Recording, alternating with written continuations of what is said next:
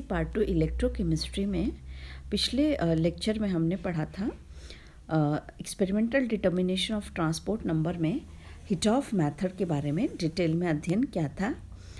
अब हम पढ़ेंगे moving boundary method. Second method is moving boundary method. जैसा कि हमने आपको बताया था कि हिटॉफ मेथड की जो ड्रॉबैक्स थी उनको दूर करते हुए जो विधि काम में ली जा रही है वह है मूविंग बाउंड्री मेथड। इस विधि को लोश ने प्रतिपादित किया तथा बेंथम ने इसे सुधारा। इसके द्वारा लगाए गए विद्युत क्षेत्र के प्रभाव से आयनों की गति द्वारा सीधे ही अभिगमनांकों का निर्धारण हम करते हैं।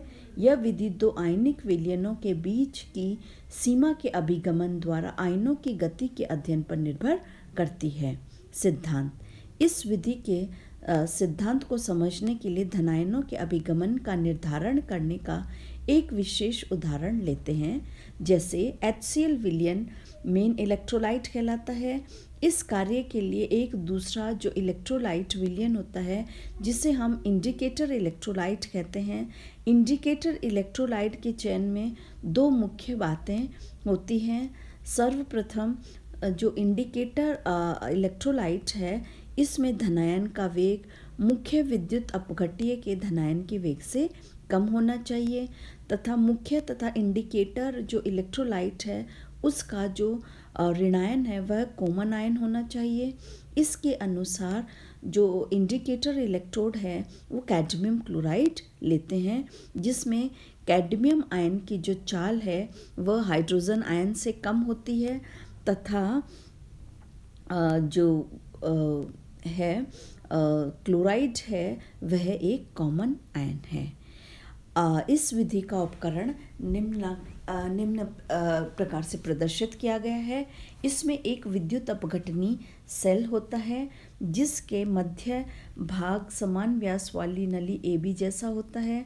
इसे ऊर्ध्वाधर स्थिति में लगा दिया जाता है। चित्र में दिखाए अनुसार इस नली में HCl तथा कैडमियम क्लोराइड विलयन भरे जाते हैं जिससे बीच वाली नली में दोनों विलयनों के बीच एक स्पष्ट सीमा AA' दिखाई देती है।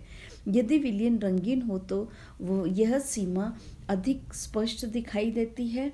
अन्यथा रंगहीन विलयनों में कैडमियम क्लोराइड विलयन की सांद्रता ऐसी होनी चाहिए जिससे कि उसका जो घनत्व है HCl विलयन के घनत्व से अधिक हो ताकि कैडमियम क्लोराइड विलयन HCl विलयन के नीचे रहे तथा यह जो बाउंड्री है AA' दोनों विलयन के भिन्न भिन्न अपवर्तनांकों के कारण देखी जा सके। HCl तथा कैडमियम क्लोराइड विलयनों में क्रमशः प्लेटिनम के तार को कैथोड नली के सिरे पर HCl में तथा कैडमियम छड़ को एनोड नली के पेंदे पर कैडमियम क्लोराइड के विलयन में लगा दिया जाता है।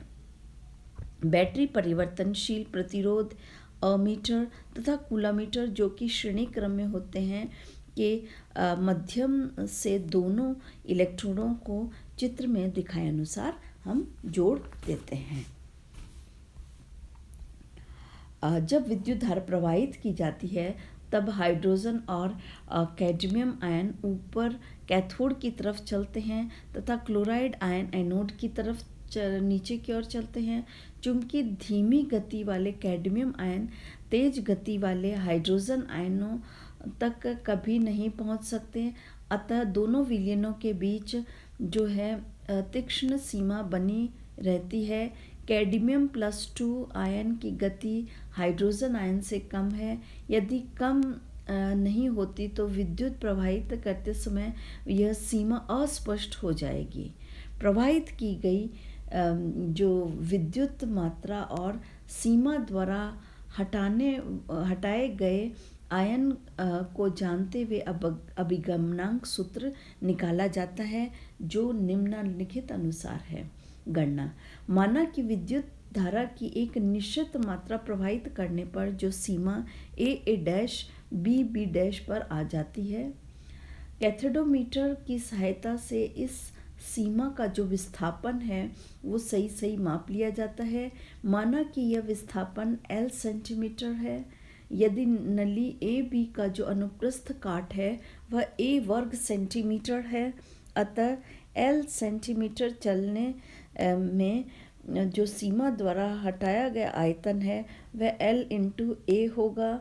यदि HCl के विलयन की जो सांद्रता है C ग्राम तुल्यांक प्रति लीटर है, तो कैथोड की ओर जाने वाले H प्लस के जो ग्राम तुल्यांक की संख्या है वह L into A into C upon 1000 होगी।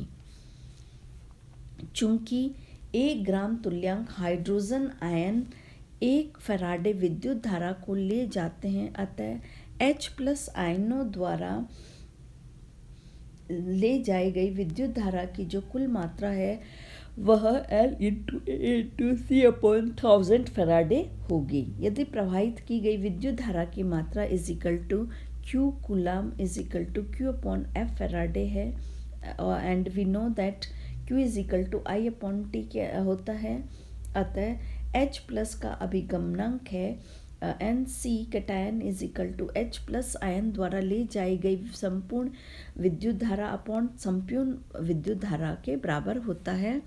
यह जो होगा L into A into C upon 1000 upon Q upon F, या इसे हम इस तरह से भी लिख सकते हैं L A into C into F upon 1000 Q। यहाँ पर आप सभी को पता है this value is equal to 96.5 LAC upon Q। यहाँ फैराडे का हम मान रखकर इसको कैलकुलेट कर सकते हैं।